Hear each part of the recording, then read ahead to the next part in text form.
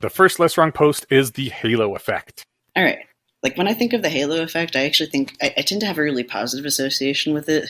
The way that Eliezer is describing the halo effect is that you perceive positive affect like it incorporates things such as attractiveness. It was kind of linking back to our previous week when we were talking about like things such as when subjects in a study are told about the benefits of nuclear power, then they're likely to rate it as having fewer risks, because if you present something as being like it has all these goodness attributes, you're like, cool, this has goodness attributes. It probably doesn't have any badness attributes. Mm-hmm. Eliezer talks about how this relates to subjective assessments of humans.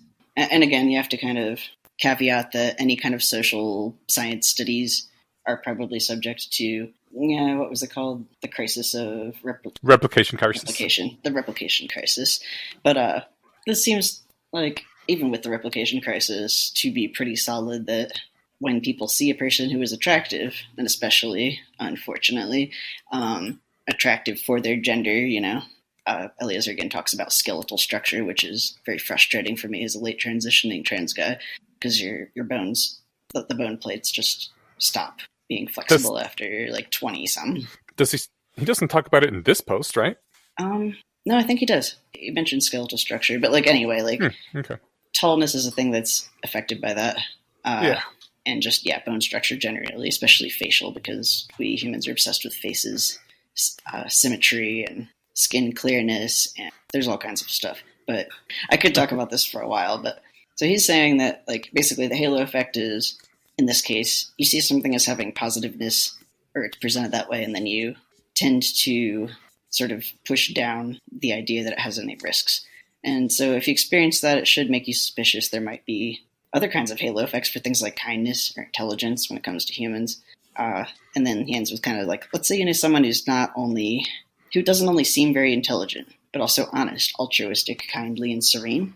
You should be suspicious some of these perceived characteristics are influencing your perception of the others.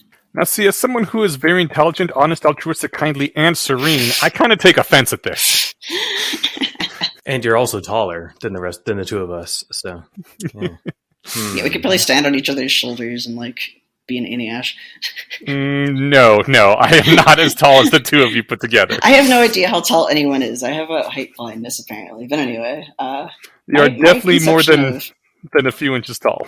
My conception of halo effect was like conventional attractiveness or conventional unattractiveness. And maybe this is just my own weird brain or the fact that I'm an artist and I spent like a ton of time drawing people and faces. I was pretty obsessed with like traditional beauty for a while, or conventional beauty, trying to get that symmetry, trying to figure out what it was. Once you crack the code, then it's boring. Then you're drawing the same face over and over again with like slight differences. And that's kind of how I like perceived people, where I used to be like really interested in pretty people, and now I'm kind of like, whatever. I like faces that have character. Like cool scars. Halo or effect. Ethnicity. I didn't have to see when I was reading it earlier, but I imagine that it's at least it could be linked to in like the not all policy debates should be one-sided sort of thing, right? You get halo effect around your political affiliations as well. Superhero bias can be summarized in the following movie clip, which is from Batman versus Superman, when Batman blocks a punch from Superman. You're not brave.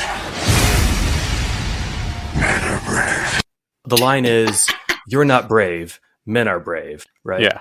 All right. So in the clip, Batman was talking. That does sum it up. Damn. That's the whole thing. That's it. And that's why Superman's a boring superhero in the contexts where, like, is he going to be okay? You know, he's fun in the sense of like, will he have to kill people? Will he have to compromise his beliefs? It's Metropolitan Man. It's great. And if it's anything else, then don't hold your breath. Yeah, you want a hero. Some writers do it good. Real heroes are vulnerable, or Superman isn't. So Batman's right. Superman's not brave because he's never in any danger. This also ties into the Mere Messiah's post really well because... roll those two together. Do it.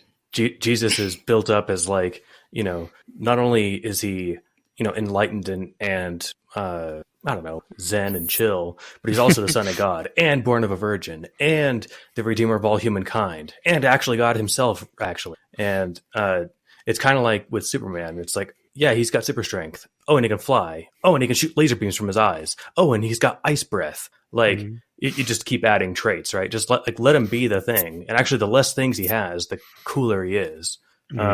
So Jesus is contrasted to I should get the guy's full name, Perry something, but my internet's being super slow right now.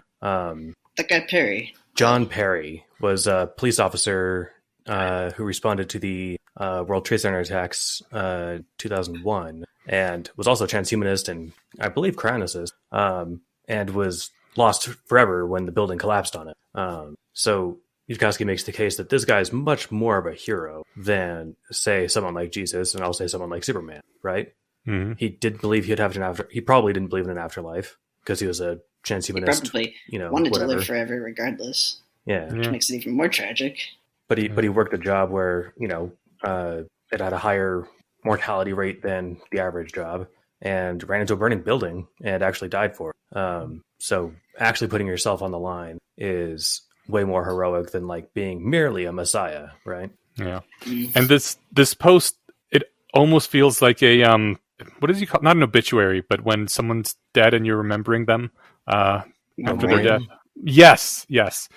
Because it's just the way it's written. It ends on such a sad note, but also a note of honoring this person who's done a great thing. And I suspect it was written mainly to immortalize him in some small way. And I thought that was really nice. It has that effect because in the previous post, superhero bias, he talks about Gandhi, Eliezer, and then he's super famous, but was he the most altruistic person? Most people will kind of associate him with that. But what about the nameless woman who marched in the front lines and wasn't Gandhi and was crippled for the cause, and nobody will ever remember her name? And that's like upsetting when you think about it.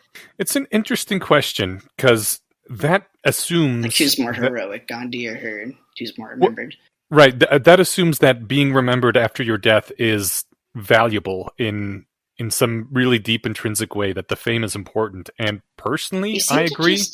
I was going to say, you seem to just sort of be saying that John Perry deserves to be remembered. Yeah, I want that for myself to be remembered and famous, live on after my death. But Gandhi, was, due to the fact that he was famous, he was also he had a big target painted on him by people who would want to stop him, and he was in fact assassinated in the end. So, and there were numerous attempts on his life. Putting yourself at the front of a movement, like I feel like this the superhero bias article did kind of say, well, Gandhi was safer than a bunch of his followers because he was famous, and as someone who really doesn't want to be famous and has hated any amount of spotlight that I've ever gotten, I think that actually there's also something to be said for standing up and being like the figurehead of a movement, which is kind of painting a target on yourself. Mm-hmm. It gives you all these benefits, but it has, like, in my opinion, way more drawbacks than I would want. Yeah, if I wanted to kill the morale of Gandhi's movement, I'd kill Gandhi, not one of his followers, right? Mm-hmm. I feel like you do put a target on your back, lead a thing like that. Segue into, for next time, affective death spirals. Resist the happy death spiral, and uncritical supercriticality. All just great titles.